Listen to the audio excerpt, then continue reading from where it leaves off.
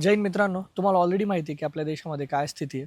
त्याच्याबद्दल मी जास्त काही बोलणार नाही. पण मला एक गोष्टीचा जो राग येतोय ते म्हणजे की बॉलिवूडकडनं ते त्याला मला काही अपेक्षाच नाही आहे. ते तर ऑलरेडी म्हणजे गणतीच्या बाहेर आहेत. पण आपली मराठी इंडस्ट्री जे दरवेळेस मूव्ही आली की मराठी प्रेक्षकांच्या नावाने बोंबा मारत फिरतात. ती मराठी इंडस्ट्री कुठे आहे? पहलगाममध्ये जेव्हा अटॅक झाला तेव्हा मराठी इंडस्ट्रीतले काही कलाकार काश्मीरला जाऊन सांगत होते की ही काश्मीरियत आपल्याला बाळगायची आहे. चलो काश्मीर, चलो काश्मीर. आता जेव्हा आपण युद्धासारख्या स्थितीमध्ये तेव्हा का नाही म्हणत आहे, चलो लाहोर. चलो पेशावर, चला आपल्या आर्मीला सपोर्ट करू. तेव्हा कुठे गायब होऊन जातात बुडात बोटं घालून. मराठी इंडस्ट्रीतले लोकं जेव्हा मूव्ही येते तेव्हा सगळीकडे सांगतात, की आमच्या मूव्हीला बघायला या, आम्हाला सपोर्ट करा. मराठी माणसं मराठी माणसाला सपोर्ट करत नाही.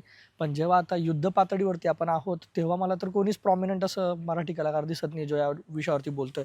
तुम्हाला जर माहिती असतील तर सांगा. बोटावर मोजण्या एवढे लोकं असतील कदाचित, पण त्याच्या व्यतिरिक्त कोणीच या विषयाबद्दल बोलत नाहीये. ना म्युझिक इंडस्ट्रीमधले लोकं, ना मराठी इंडस्ट्रीमधले लोकं. ते तर जाऊ द्या, तुमचे फेव्हरेट जे काही Instagram इन्फ्लुएन्सर, रील स्टार आपण म्हणतो त्यांना. हे लोकं पण कुठे आहेत? हे पण कोणी काही बोलत नाहीये. यांना तुम्ही हे rummy circle, online promotion, colour betting apps वगैरे प्रमोट करायला सांगा. त्याला पटपट येतात. पण अशा गोष्टींवरती कोणीच बोलत नाहीये. जेव्हा खरंच तुमच्या इन्फ्लुअन्सची गरज आहे, कसली भीती आहे तुम्हाला, की तुमचे काही फॉलोअर्स कमी होऊन जातील? तुम्हाला न्यूट्रल दाखवायचंय स्वतःला, तुम्हाला खूप इंटेलेक्चुअल दाखवायचंय आणि काय भेटणार आहे हे सगळं करून? आत्ताच खरंच गरज आहे तुमच्या इन्फ्लुअन्सची. आत्ता जर नाही तर मग कधी?